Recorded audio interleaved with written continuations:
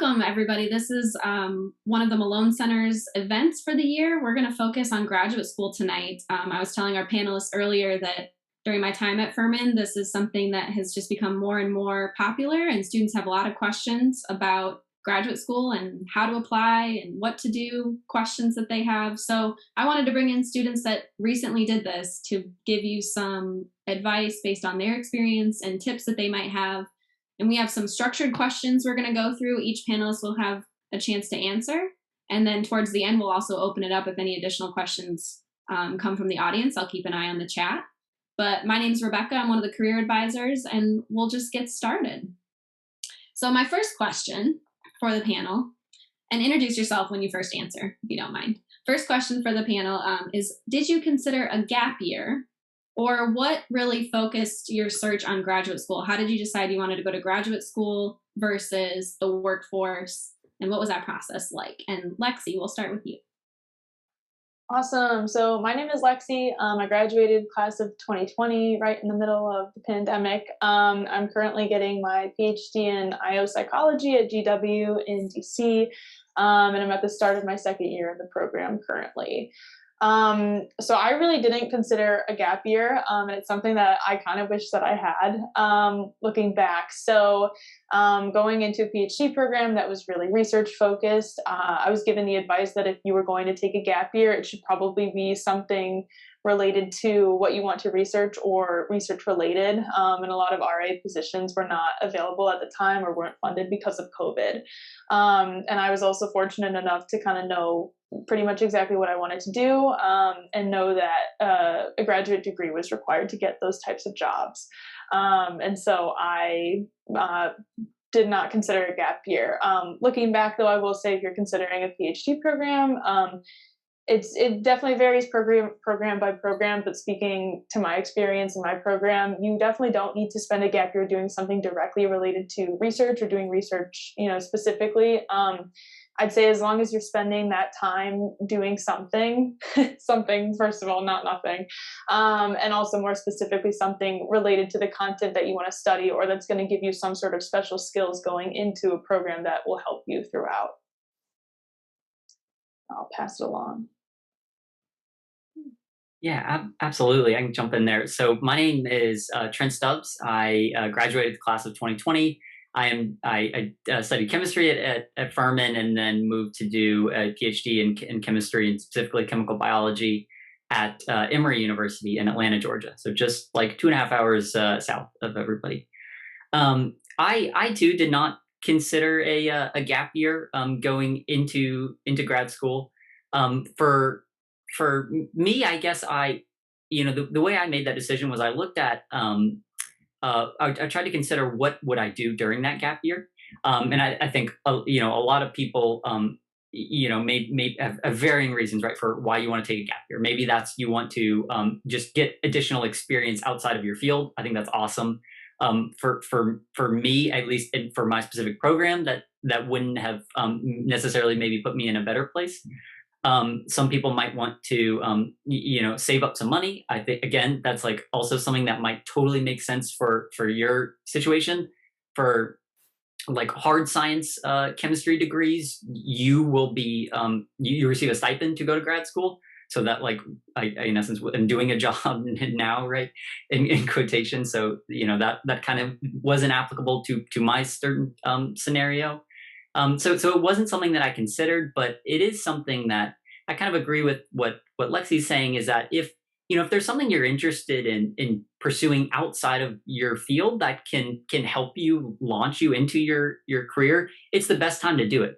I can already kind of, just because, I have life planned out, right, for the, after grad school, I know that I'm going to go, straight into a job, and there's no such thing kind of as like a gap year after grad school, right? That's just called unemployment. So it's like there's, now if you want to do a gap year and it makes sense for you, it is the time to do it. And the other note I'll make on that too is, for some graduate programs, right, it may be additional kind of stressors going from undergrad to grad school. We were joking about how in grad school, you're kind of an adult too.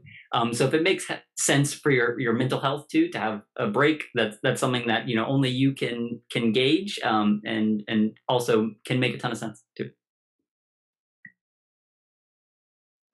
Yeah. Hello, everybody. My name is Joshua Brown. I graduated with the class of 2021, so just recently back in May. When I was at Furman, I majored in music education, and now I'm at the Eastman School of Music, majoring in trombone performance. Yeah, I agree with everything that's been said about taking a gap year. Although for me personally, I didn't take a gap year just because I was afraid that if I did, uh, you know, I just wouldn't be as motivated for my academics. So which kind of leads me to the point. It's kind of really a personal decision, like Lexi and Trent have been saying. You really got to do what's best for you. So yeah. I guess to follow up on the tail end of that. So I also didn't. Oh, sorry. My name's William Douglas. I am a student at Wake Forest, getting my master's in business analytics. I graduated from Furman, same as Joshua, this past May. I studied math and economics, so I was a math econ major, the hyphenated one. It wasn't a double major. And so I did not think about doing a gap year for two reasons. One was I knew that I was in the mindset of like being a student, and I knew that going into that, the 1 year program that this program is, I would do well to just kind of stay in the mindset of going to class, studying, taking tests, and that routine. And also the programs that I was looking at, the particular program that I'm in now, is geared towards people who don't have that work experience. But some business programs that I did look at required some work experience, and so that kind of helped me to make my decision. But kind of going off what Trent said, we all know those people that wanted to go do something in between college and grad school, and I think that's like your time to do it. Like, hike the Appalachian Trail or work at Disney World, like whatever it is, like go do it, even if it's not related to what you're doing. Like that's your time to do it. It's just whatever you're most comfortable with, and I mean, it's your opportunity to do something really neat. So. That's awesome. Great responses. And I will add too, just so everybody knows, let's say you do take a gap year and you decide you want to go to graduate school later on, you can always come back to the Malone Center for a career advising appointment or to get help with that process. So it's not like you lose all your resources if you decide to take time before applying. So because you all decided to go straight to graduate school, and this is fairly recent for most of you, can you talk a little bit about how you began the process? What were some of the first steps you took to select programs or explore your interests? We'll start with Lexi again. Yeah, so step one was not senior year. It was, for me, at least a little earlier. So I was a psychology and Chinese studies major, knew that I wanted to go the more psychology route for my career. And Furman didn't have an IO psychologist at the time. And so step one was actually using all of Furman's awesome resources and funding to go and get some exposure to the topic area off campus. Once you join a graduate program, it's awesome because you aren't taking really general education requirements. It's exactly what you want to be studying. Usually everything you're studying is relevant to what you'll be doing. And so the fact that it's more specialized is great, but that also means that, whatever you're committing to, you're going to, want the subject matter or the program to be something you're really passionate about and really care about. And Furman, through the Furman Advantage and other outlets has some awesome ways of supporting you and doing that and gaining that exposure before making that commitment. If you decide that you do want to go to graduate school. In terms of where to apply, for me, it was, obviously, again, really research-based. And so it was looking at all of the programs that existed, first of all, at least within the country, because there aren't that many for IO Psych, and then looking at the labs at each program and making sure that the topic areas that I was interested in reaching in were going to be offered. Because for PhDs, sometimes it's not really worth applying to a school if all of the labs are studying topics that you have no interest in studying. So that's kind of how I got my final list, and then how many of those I ended up applying to. A lot of it came down to money. So a lot of graduate applications do have application fees. And so that's something to keep in mind throughout the process. Some programs, if you reach out to them, they do offer waivers. And so that's always something to look into. And even if they say no, it's always worth trying and asking if they have any that they can offer. If you have, the financial means to do so, I would recommend to applying to as many as you can, especially if it's a competitive field and they only take a few students per cohort, just so that you're casting as wide of a net as possible. It's going to give you the best chances as well. But again, definitely not the type of thing you want to overspend on. And so a lot of it came down to money. So it's worth asking for those waivers at that point. And I'll pass it on to Trent. Yeah, absolutely. The way I began my search was I tried to identify like the kind of the categories that were going to influence my decision the most. So for me, I had some like family and significant other that I wanted to be close to. And so I knew that was I knew I wasn't going to go to grad school in California. I wouldn't have been happy there. So I started my search by taking what was going to be like the most kind of like constraining kind of variable and using that. So for me, it was location. For other people, right, it might be just how like the rigor of a program, or if you're really interested in working with a particular like faculty member, if you're doing research or something. But for me, it was location. So I started by saying, okay, I want to look at the Southeast. In the Southeast, there were just maybe around 10 chemistry PhD programs that I thought were interesting just by basically just Google searching online. And from there, I think I narrowed down and applied to maybe 6 or so different programs. But that was where I started with, and it'll be different for everybody. But for me, it was location was where I began my search.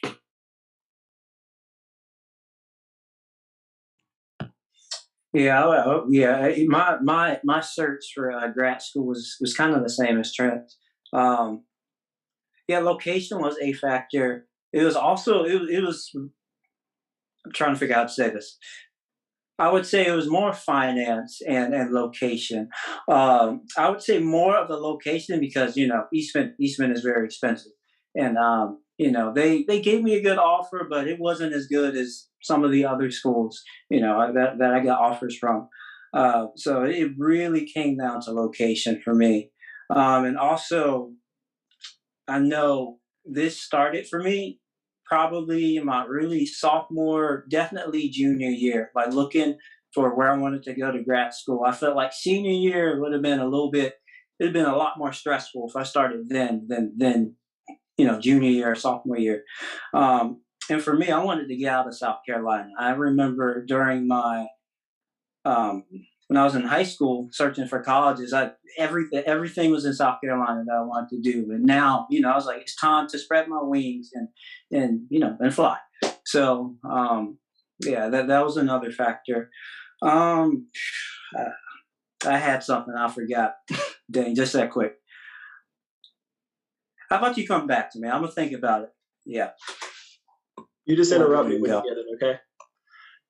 So the way I began my search was stepping back. I think it was the summer between my junior and senior year. I kind of just sat down with a blank sheet of paper and I thought, what do I enjoy that I study, and what jobs apply those things that I enjoy? And so it took a little bit of some like self-reflection of getting into your feelings and what do you like and what do you not like, and kind of asking yourself the question, am I good at do I like the thing that I'm good at? Because frequently at Furman, I experienced this environment where a professor would say, you're really good at this, you should think about this. And then you say, well, I'm good at it, but do I really like it? And so that time to reflect. I needed that because with a graduate degree in business, there's a wide spectrum. You can get your MBA, or you can go to management, or you can go down finance and do accounting. There's all kinds of things. And so after I did that, I spoke with my advisor. So I talked with Dr. Cook in the econ department and just sat down and I said, okay, this is what I like. This is what I don't know what I do now. This is what I like, and I think I might want to do.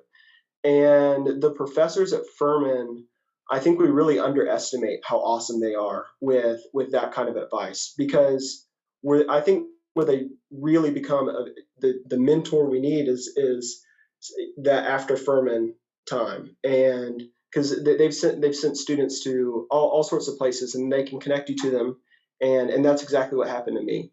So the professor, connected me with someone. I spoke to some people that went to some programs, and I knew that I also wanted to be in the South, just because I like the culture. I'm from the South, and when I asked for tea, I knew I wanted it to be sweet, and so that kind of helped decide which program I was going to do.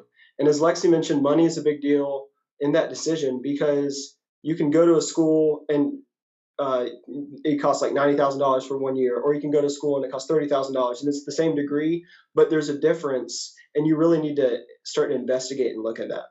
When I knew that I wanted to do a 1 year business analytics program, I then looked at the career readiness team. So like Malone Center, but for grad school, because when you're in there for 1 year, we walked in the door in July, and then in August we started looking for jobs. And so it's a quick turnaround. And so I knew that what I was really looking for in that was, yes, I want the curriculum and everything to align with what I'm interested in, but I also want these people that are going to be in my corner when I'm looking for a job. Joshua, did you think of what you're going to say? Do you want me to go back to you, or are you good? Yeah, it's not coming back, but I think everybody hit it on the head. So yeah. Awesome. Thank you. A couple things I'll add to that for those of you that are maybe starting the process. And all of our panelists mentioned searching and kind of using location or, the actual program itself. One of my favorite resources is called petersons.com, something I use all the time. And it's a little bit more helpful than Google if you're not exactly sure what you're looking for, because you can use criteria to help narrow down your search. So that's one tidbit I'll add to that. And the other thing is, when you're evaluating a program and trying to figure out if it's the right fit for you, some of you alluded to this as well, but think about the types of positions you might want after. What types of jobs can you get with this degree? And ask the program to provide some data for you. Where do their graduates end up, and what types of things are they doing after? And if that sounds exciting to you, then that program might be a good fit. So just a couple of things to consider. So I want to get into a little bit of the application components, because we're getting some questions about personal statements and standardized testing. And I know you may not have experienced both of those, or one of each. So I'm going to have each of you just kind of talk about what the application process was like, and any tips you have, whether you took a standardized test or wrote a personal statement, especially in the times of COVID. Sometimes, these tests are optional too. So if you decided to take it or not take it, just elaborate on that a little bit. We'll start with you again, Lexi. Thanks. Yeah, so I'll just start talking about personal statements, because I feel like all of my advice for that could be summed up into 2 words, and those are stand out. So many programs are so incredibly competitive. I'm one of 2 in my cohort out of a lot of applicants, and that's like pretty much the norm for a lot of PhD programs these days. So in your personal statement, that's the time to basically tell them why you're interested in them specifically, but also why they should be investing their resources, and if it's PhD program funding, on you. And so people always say they're looking for fit. And as an undergrad, I don't think I really grasped what that actually meant. But basically, if you're going into a doctoral program, you're going to be there for at least 4 to 5 years. For most programs, that's the norm. And so during that time, your advisor or whatever mentoring system that program uses, you're going to be spending a lot of time with those people. And so they want to basically know that you have the skills and the drive and motivation to be successful in that program, and kind of stay committed to them throughout your time there, but also get to know you, because you're going to be spending a lot of time with them during the duration of your program. And so you want to make sure to get those points across, and why you would be a good fit there, and basically be successful. But you also want to do it in a way that makes you stand out, because a lot of times everyone applying has good grades, everyone applying has done research before, if those are the programs you're applying to. And so that's really the time for you to be honest and be yourself. And I think a great way to start is actually reading the prompt. So a lot of programs, if you're applying to like a bunch of different schools for the same program, they'll have similar prompts. But it's a good idea to actually really be intentional and reflect on, take some time to self-reflect on those questions, and make sure you're answering them honestly and not just in a way that you think they want you to answer, because that's their time to get to know you. And odds are, if you get an interview, they're going to be asking questions based on that statement you submitted. And so you want to make sure that you can speak to those things. In terms of standardized testing, so I took the GRE, I took it twice. I think that, it's general and everyone has a different experience with standardized testing. And so I guess my advice for that would be to compare all of if you're planning on doing a prep course, or if you're planning on doing, studying on your own, which is what I did, there's a ton of books and online programs out there. And I would just advise you to basically compare those before you commit to them, because a lot of them cost money also. And so before you kind of go ahead and start planning and using their resources to help guide you through that process of studying and then taking a test, make sure you compare them. And odds are, if you do some digging, you can find people who have done a few and get their feedback. For the GRE specifically, because it's an online test, I would strongly recommend doing an online prep program. I cannot remember for the life of me right now what the one I did was, but I remember being really appreciative when test time came, because it was in the format that I had done all my practice tests in. And I think that does make a huge difference on test day, especially if you're not used to taking those types of things online. So with that, I'll pass it to Trent. Yeah, I agree with all that. So for the chemistry grad school applications and maybe some of the other kind of related, I'm sure it's probably similar for like biology or any other kind of like related like science PhDs. The components of the application were like your transcript, your personal statements, your standardized test scores. I took the GRE and also the chemistry subject test GRE. Your personal statement, I forget if I already said that, and letters of recommendation. My advice would be to play off your strengths. I knew that my Furman transcript was fine. Like it was okay, right? It was kind of medium. I knew that I'm medium at taking, standardized tests, right? Or even a little below average on that actually is how I ended up scoring. So that's what it was, right? That, at the end of the day, that's what it was. And if I put in, 3 months of hard work trying to make those better, it would have been better, but it would have been a little bit better or something, right? For me personally. But I knew, where I could potentially kind of stand out as Lexi pointed out was during the personal statement, being able to speak on all the different experiences you've had. I think I'd love to hear what everyone else on the panel has to say too. But what I find now that I'm outside of the Furman bubble and I talk to other people at other undergrad, universities, I can tell all of you that Furman has supplied us with an outstanding number of experiences that we have at our disposal. And that was truly unique. And so if you can write about those experiences in your personal statement, that will be unique, and you will stand out. And so I think those were kind of some of the strengths that I tried to play up. Yeah, everything that's being said is great. And for personal statements, I honestly don't remember having to write too many personal statements, but I would have to agree with what Lexi and Trent have said, just to stand out and be yourself. Make sure you do your homework and actually read the prompt. That is an easy way for grad schools to say no, just because you haven't read the prompt. So make sure you read the prompt and know what they're asking. And then, don't try to write in a way don't try to write in a way that, don't try to write what you think that I can't get my words together. Okay. I think you know what we're trying to say, or what I'm trying to say, but don't try to write in a way that the grad school wants to hear. Just be yourself. As for standardized testing, I luckily didn't have to take that. That might just be because of what I'm studying, which is music. And, why do I need to take, a math, reading, writing test for music? But I remember when I was studying music education, I had to take the praxis exam, which is an exam to earn my teacher certification. Um, I remember specifically using the Kaplan books, at least for the praxis core, which is reading, writing, and math. And, Kaplan was excellent. Uh, I think the GRE is by ETS. And so yeah, they should have some like practice tests on the site.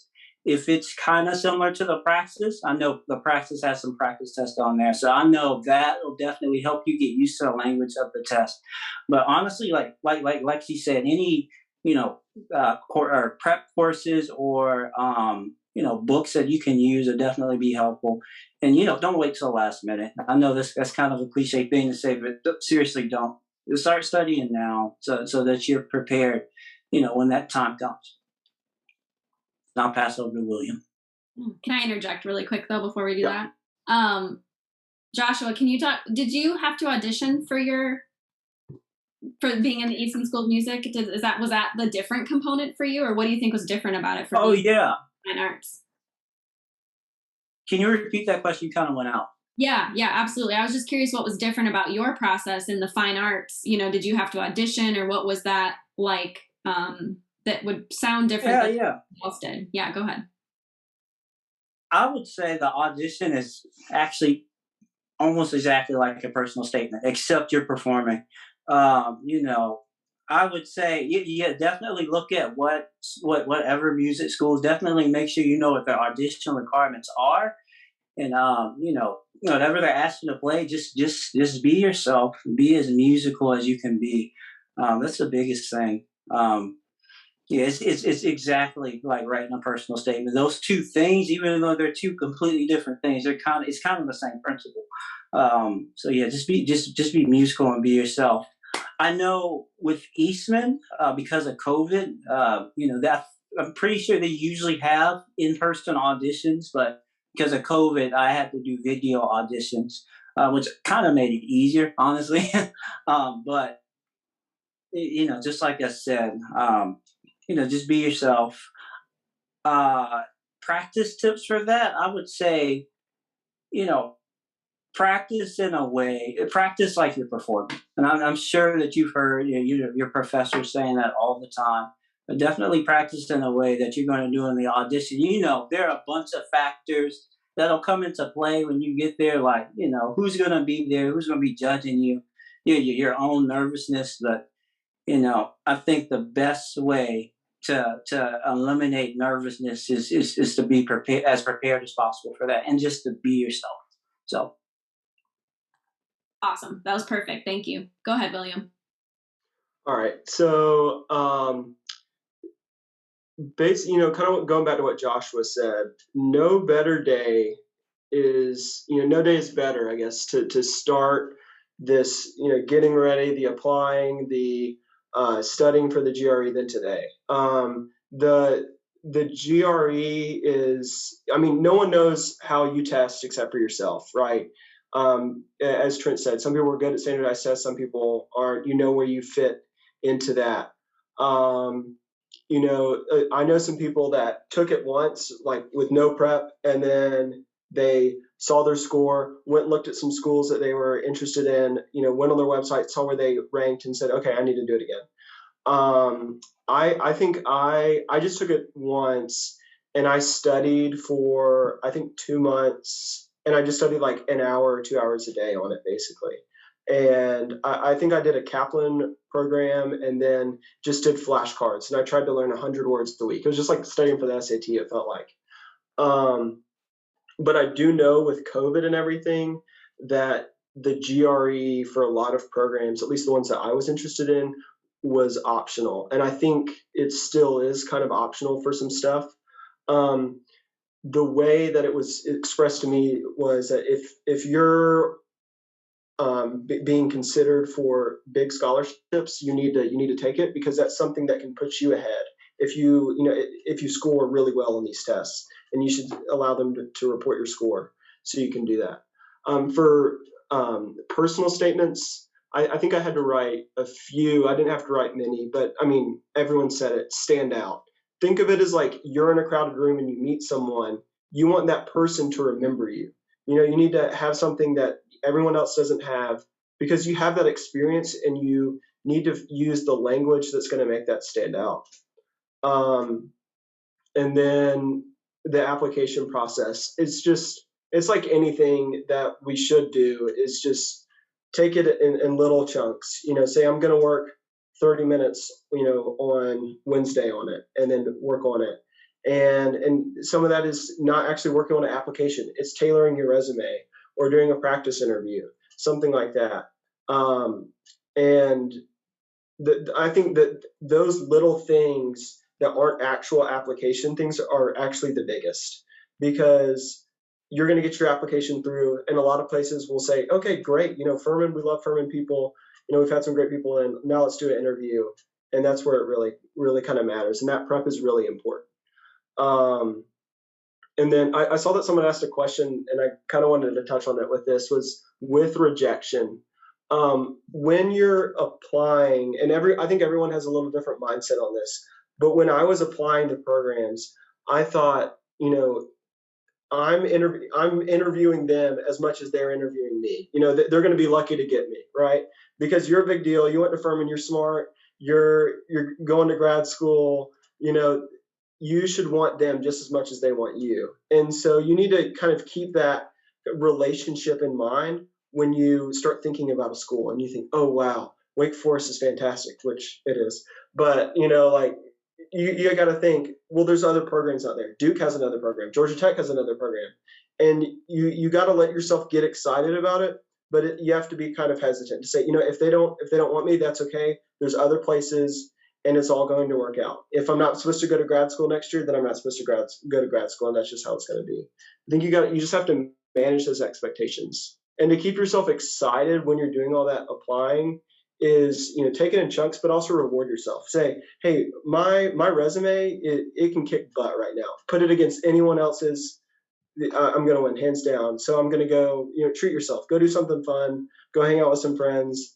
And then, have with that reward system, it kind of gets you through it, because you're motivated to really invest in your future, because that's what it is. Wow, that was great. That goes along with a lot of questions that we got to that has to do with sort of how do you handle all of this on top of your regular, commitments at Furman with your course load and self-care and all that. And I love the reward system, and knowing that you kind of schedule it in like you would anything else, like a class. And then when you accomplish something, you can treat yourself for that and know that you did what you needed to do. Couple thoughts from me as far as standardized testing goes. One of the first things I always recommend students do is take a practice test and get your baseline. Even without studying, just know kind of where your starting point is and what you need to focus on and what that test actually feels like. So if you are thinking about taking it, you're not sure where to start with a practice test. And then in terms of application, you all touched on it, but make sure you are prioritizing what takes the longest first and kind of chunking it out that way. Typically, letters of recommendation take a while to get. Personal statements take a while to fine tune. So prioritize what you think is going to take the longest and start there and just kind of tackle it one at a time. But that was all great.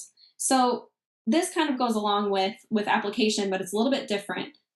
Lots of questions about if you reached out to someone at a program prior to or during the application, what that timing was like. Was it a faculty member or a program coordinator?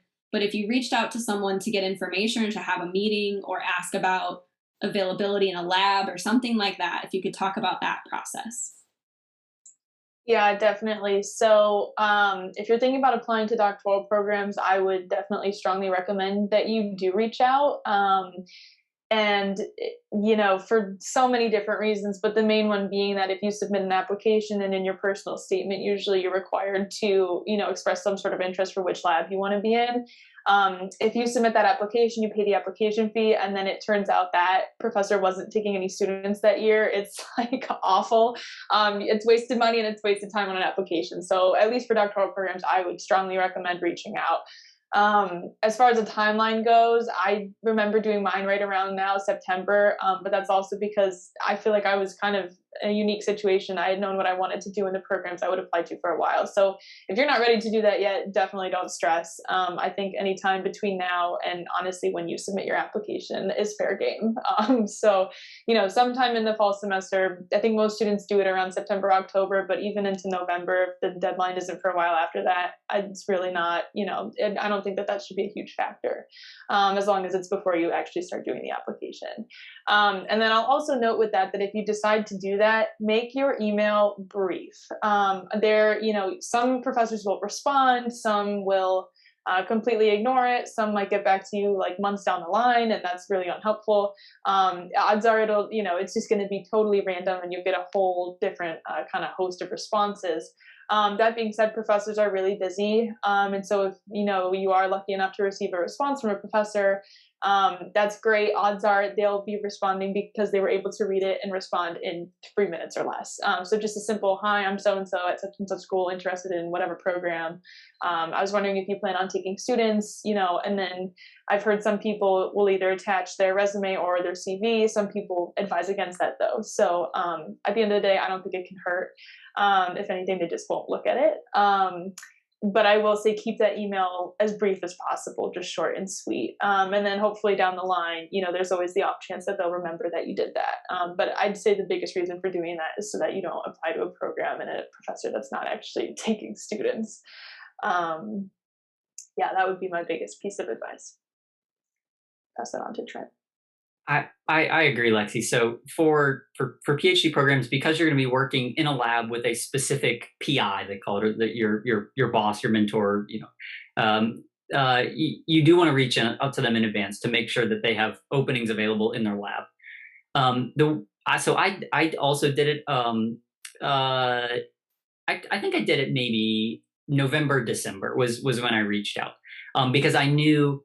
From just kind of searching online, I knew that I should expect to hear back from the schools in for my program. We're in kind of like January, February, so I knew that means they were probably like meeting for their to decide on who gets like thumbs up, who gets thumbs down. I guess that meeting was probably going to happen in January or something. So that was my strategy. When I send an email to an advisor or a PI, right? The way that I tried to get their attention was talk about something that they would be interested in. So, and I would keep it short. But for example, I would say, hey, my name's Trent Stubbs. I come from Furman University. I'm very interested in Emory and your research. I saw you published, a paper recently in this journal, and think I would be very interested, in XYZ. I'd love to talk more about this or something. Just kind of show that you're interested. And also, I think because the professor from their side, right, they might not get excited about emailing a prospective student because they probably get a lot of those emails, but maybe they'll get excited about getting to brag about their own research. So that can be, kind of one strategy to try and make them excited. I would say once I heard back from a couple schools is when I began reaching out to some students in the program. And my email to them was mostly asking them what their day-to-day looks like. And I think you will find that the graduate students you reach out to are going to be super candid, right? If they hate their boss, they will tell you they hate their boss, right? And they're not going to hide it. So, which is great. It's like we're looking out for each other. But so take advantage of that, right? You're going to get a little bit of insider information from speaking to a professor, and you're going to get a lot of insider information from speaking to current students in the program too. Yeah, very well said. For me, it was since I'm a music guy, it was me asking a professor for a lesson. I know Lexi said keep it short. It was as short as, hey, my name is Joshua, blah blah blah blah blah blah blah blah blah. Can I have a lesson? And most professors say yes. And, some professors, months later, they'll get the email or whatever. But yeah, for me as a music person, I asked for a lesson, and in my mindset in that was, I don't want to wait for an audition or an interview. I want to bring the audition and interview to them. And yeah, I had my lesson, but during that lesson, it was really a time for the professor to get to know me before or get to know me. Am I playing before the audition or interview? So, like I said, my piece of advice is yes, you should reach out, and don't wait for them to bring an interview or an audition to you. Like, go bring it to them. And make sure that they know who you are before you even enter the door, before you even submit your application. I'll go as far as to say that. So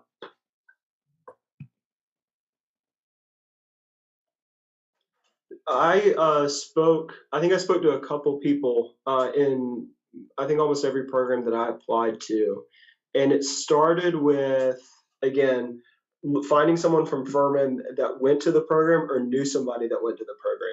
Because I feel like everyone on this panel feels like they have a special connection with anyone who went to Furman, just because it's a small school, Furman family, right? So there's that connection. And I think once you talk, like I talked to a student and the student said, hey, you need to talk to this professor. And then it was a simple email. We just emailed back and forth. We didn't have the opportunity to speak in person, but things like that were very helpful.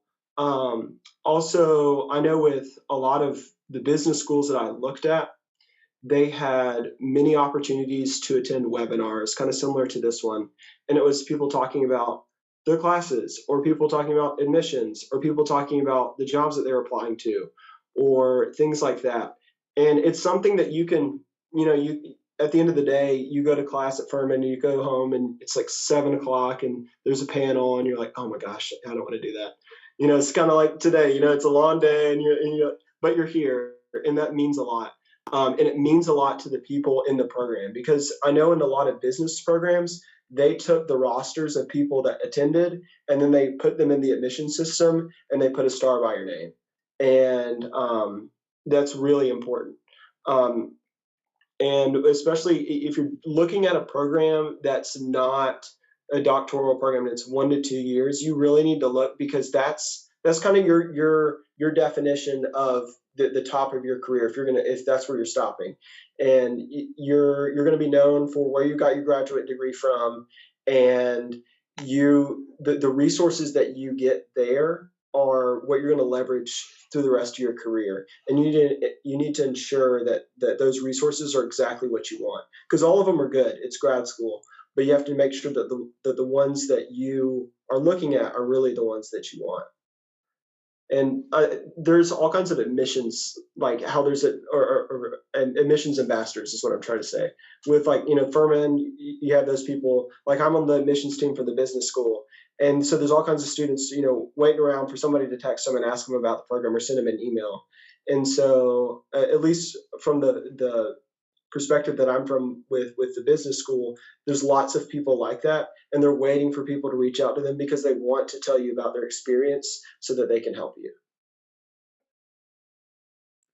Yeah, you stole my thunder. That's exactly what I was going to say, is reaching out to current students and or graduates of that program and asking for some feedback and just their experience. It's exactly what you did when you were looking for undergrad institutions and you're trying to decide where you wanted to go, and experience Furman in advance and things like that. And I think also, as you alluded to, it builds your own name recognition with that program. So then when you submit your application, they already recognize your name, which can only help, right? And we have a bunch of guides, in our office, and all sorts of resources if you all are curious about the types of questions you can ask when you're talking to these folks and how to really get the information you're looking for, because that's super helpful overall in helping you make decisions about programs. So next Can I add one more thing? Yeah, go ahead, please. When you're having any opportunity to speak with someone that is a faculty of the program, you need to be overly gracious and make sure you send them the thank you email. And it needs to be within 12 hours of the thing happening. Because if they're in admissions, they're going to remember you, and then they're going to say, hey, I need to send Trent the schedule of all the admissions things going on, because he seemed interested. I need to make sure that he knows what's going on. And those thank yous go a long way, and they're always going to remember you for that. 100%. Thank you notes are big. Even just a quick email, but yeah, making the timing is important and the gesture is important. So this next question is kind of broad, so I want to give you guys a chance to just share some thoughts. But what do you wish you would have known? I alluded to this before. What do you wish you would have known about either the application process or being a graduate student? And just advice you have for someone who is navigating this process right now. Yeah. So I'm gonna approach that as kind of a two-part question. So first, one thing I wish I would have known, and this is something that changes a lot from program to program, but at least with the doctoral programs I was applying to, everyone keeps relating it back to fit. And like I said earlier, I don't think I really understood what that meant.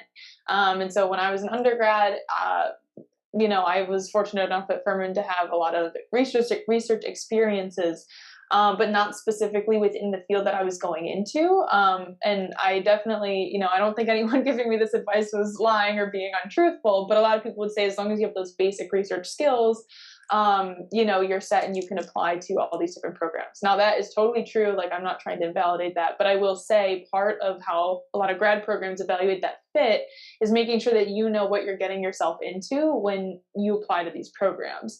And so I know I kind of alluded to this earlier as well, but really any sort of experience that you can get that's as closely related to what you'll be doing in the program as possible. I think that's something that's going to benefit you most. Furman, just there's so many opportunities for you to get those experiences and to also be funded while you're doing them. So that's something to take a really big advantage of. Even if it's something, if you've already completed a research experience and say you're a senior, it doesn't seem like you have a whole lot of opportunities to do more of that. I mean, even just using the stipend that you have through Furman to go and present your research at a conference, then you can say, I presented at a conference, I have these presentation skills, I can talk about research in a way that makes sense to people who aren't familiar to, my field. Those are all skills that will be relevant, to you once you're in grad school. And so I think that, yes, any sort of basic research skills helps if you're going to a doctoral program, but I think any experience you can get even like as close to the subject area as possible, that's also really helpful. But if you don't, of course, that shouldn't deter you from applying. And then just in terms of general advice, I'll just say it again because I think it's super important. Just stand out any way that you can stand out, make a connection with someone in the program. If there's something really unique about your educational or research experience so far, put it in your personal statement. It's competitive. And a lot of the times the majority of candidates are great candidates. So any way that you can stand out, in a way that's personal to you is only going to help you. I think that's great. I think something I wish I would have maybe done more during the application process is taking the time to find out what the day-to-day of a student in that program looks like. I knew that there's a lot of, and I think it varies across the field, but for, there was a lot of, I don't want to say pressure, but it's just like, you just feel like, okay, like, I got my undergrad degree in chemistry. Okay. PhD sounds like, that sounds important. That sounds, useful and good. All right, let's just dive right into that. And you just kind of like skip some steps and start thinking like, okay, what is a PhD in chemistry? Like, what do you do on a day to day? And I think you might be surprised by what you find. For me, I love chemistry. I love talking about chemistry. I love reading it. I can do that all day long. But a lot of, I would say 99% of the chemistry PhD is not doing that. It is doing having your hands in a hood, mixing chemicals, running reactions. And maybe you love that and maybe you hate that. But it's something that, it would be nice to have that insight.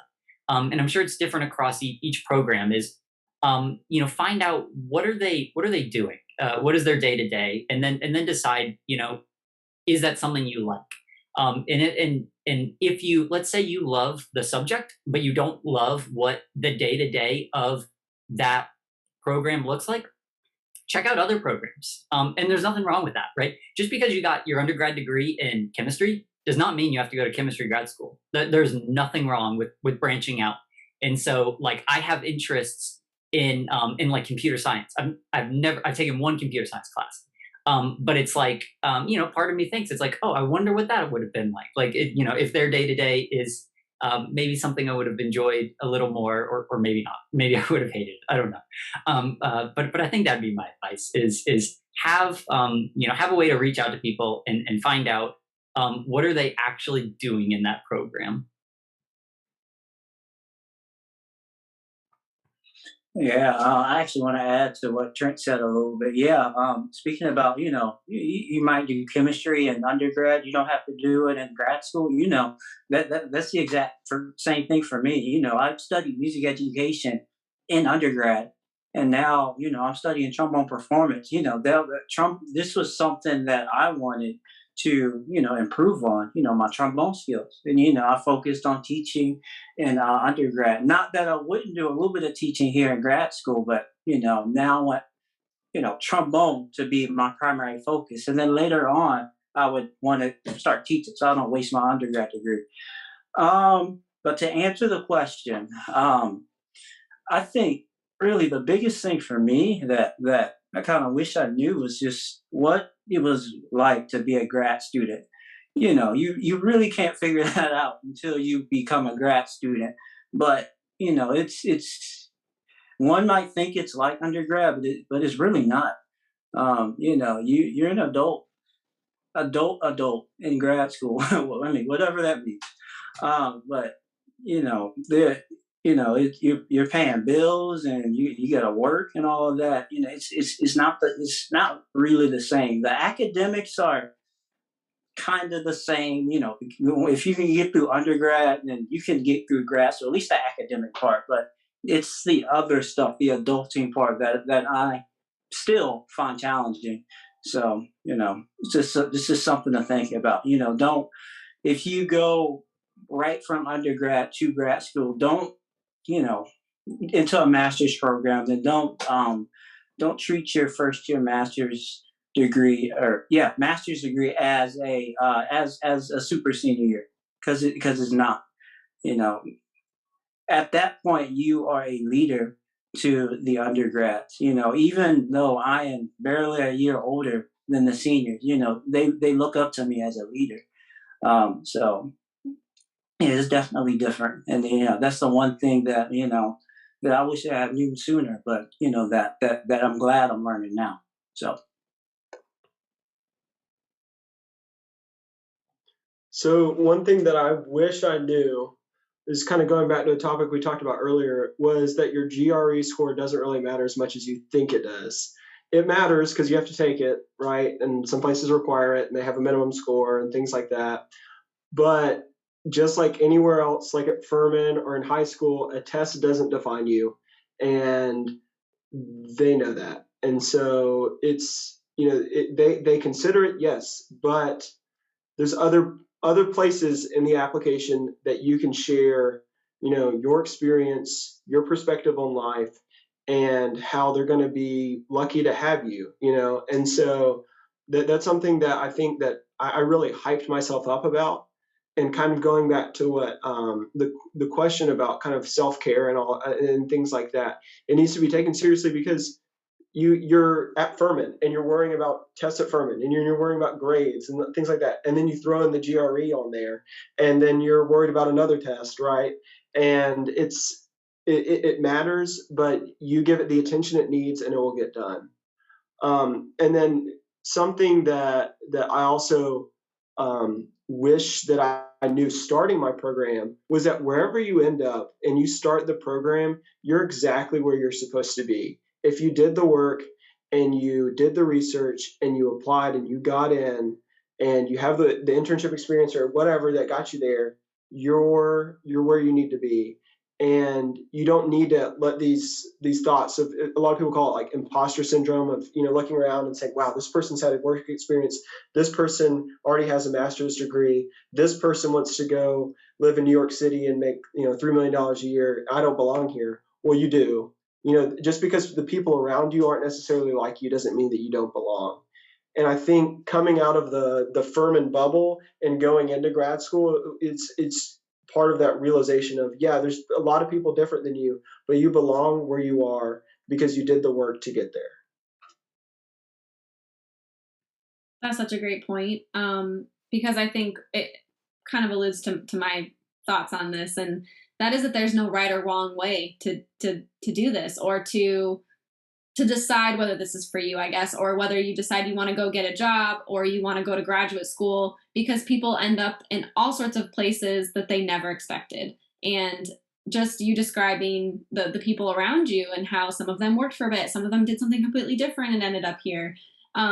Every single panel that I've been a part of, everybody had a different path and how they got there. And I know that sounds cliche, but it's true. There's not, if you're really, really grappling with what's the right thing to do, then that you're putting way too much pressure on it, right? Because it's more important to focus on what you like and go back to the basics. I love your idea of writing down your courses and what you liked and what you really enjoyed versus what you're good at, and taking some of that pressure off and knowing that wherever you end up is yes, where you're supposed to be.